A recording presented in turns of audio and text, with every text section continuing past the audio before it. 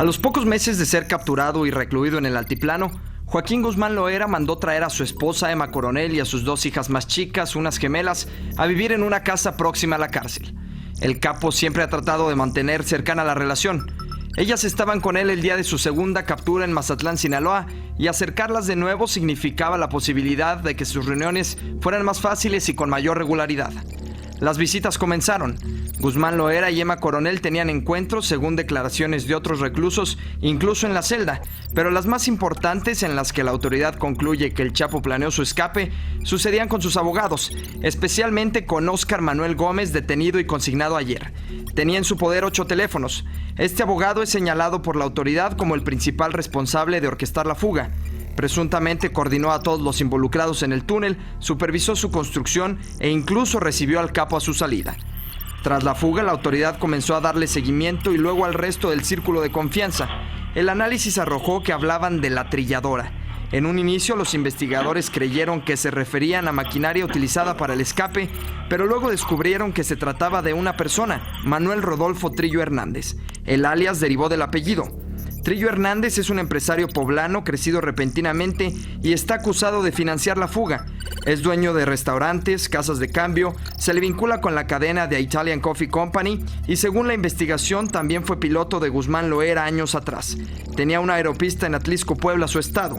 En los últimos meses operó con 4 identidades y documentos falsos para realizar movimientos bancarios y compra de bienes inmuebles, entre otros. Esto permitió su identificación.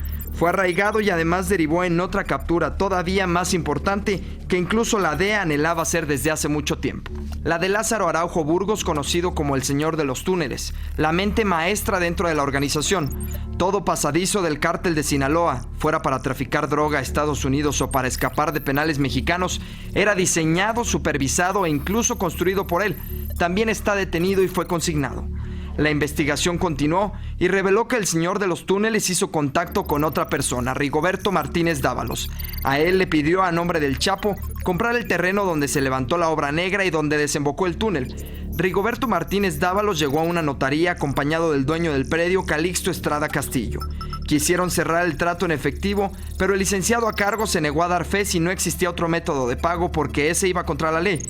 Entonces decidieron hacer la operación económica por debajo del agua para no dejar registro y la disfrazaron casi de donación.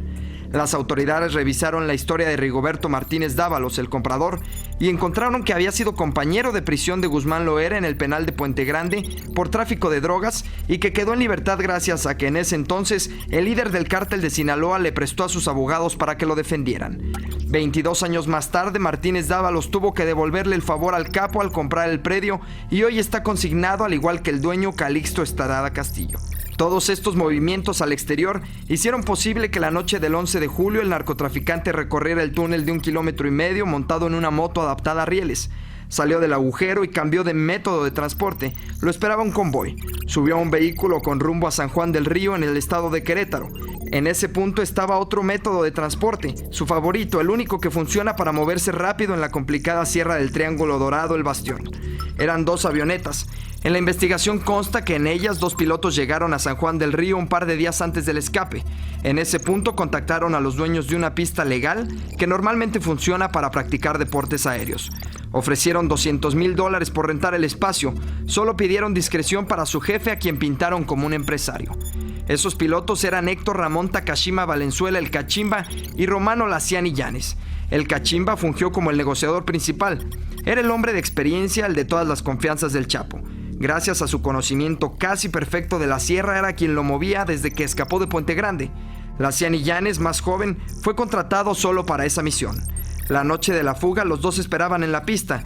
Repentinamente avisaron a los dueños que se iban y en lugar de los $200,000 prometidos rebajaron la cantidad a $150,000. Era momento de volar. El Chapo no arriesgó y se subió con el Cachimba. Según testimonios, las luces de la pista y las de las avionetas nunca se encendieron para no llamar la atención. La pericia de los pilotos permitió que las naves pudieran despegar así. Las 2 lo hicieron al mismo tiempo. El Chapo y el Cachimba rumbo al Triángulo Dorado, y lo hicieron bien. Laciani Llanes rumbo a Culiacán, Sinaloa, como señuelo, pero al aterrizar despistó y su avioneta se descompuso. Para ayudar con la reparación entró en escena Julio César Takachima Valenzuela, alias El Gordo, hermano del Cachimba, también piloto, pero con más experiencia en la parte mecánica.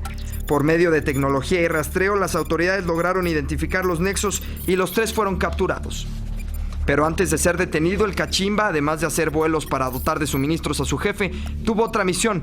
Fue el encargado de llevarle a su esposa Emma Coronel y a sus gemelas al pueblo Bastantitas de Abajo, en el municipio duranguense de Tamazula, donde presuntamente estuvo escondido. Consta que semanas antes de la fuga, ellas habían salido de la casa cercana al altiplano y partieron a su territorio para estar prevenidas. Cuando se encontraron en la sierra con Guzmán Loera, las niñas le pidieron recuperar de esa casa a su mascota, Botas, un chango que él mismo les regaló y que fue bautizado como el mono que acompaña al personaje de caricatura Dora la Exploradora. La investigación arroja que para cumplir el deseo, Guzmán Loera movilizó a uno de sus hombres de mayor confianza. A él le encomendó mover lo necesario para recuperar al chango. Supuestamente se intentó tramitar permisos de traslado en vuelo para el animal, pero las veterinarias del Valle de México no accedieron. Botas tuvo que ser trasladado por carretera hasta el noroeste del país. En el seguimiento al caso, los investigadores un día vieron al chango a bordo de un Mustang rojo de lujo perteneciente al hombre de confianza de Guzmán Loera. Era Edgar Coronel, su cuñado veinteañero, el hermano más querido de Emma Coronel, su esposa. Días después de cumplir con la misión fue detenido y ayer fue consignado. De acuerdo con la averiguación previa, Edgar Coronel era el enlace con la estructura. Entró al túnel por Guzmán Loera la noche de la fuga. Subieron juntos al convoy y también a la avioneta que voló al Triángulo Dorado. En recuento, las siguientes personas están consignadas acusadas de ser parte de la estructura operativa al penal diseñada para realizar la fuga. Óscar Manuel Gómez, el abogado que presuntamente dirigió toda la operación. Lázaro Araujo Burgos, el ingeniero a cargo del túnel. Rigoberto Martínez Dávalos, el comprador del predio. Calixto Estrada Castillo, el vendedor. Los pilotos Héctor Ramón Takashima Valenzuela, el Cachimba, y Romano Laciani Llanes. Edgar Coronel, el cuñado del Chapo. Fueron arraigados Manuel Rodolfo Trillo Hernández, el empresario que presuntamente financió la operación, y el mecánico Julio César Takashima Valenzuela, el Gordo. La mención de todos estos nombres no implica culpabilidad. Quienes han sido consignados enfrentarán un juicio para determinar sus responsabilidades.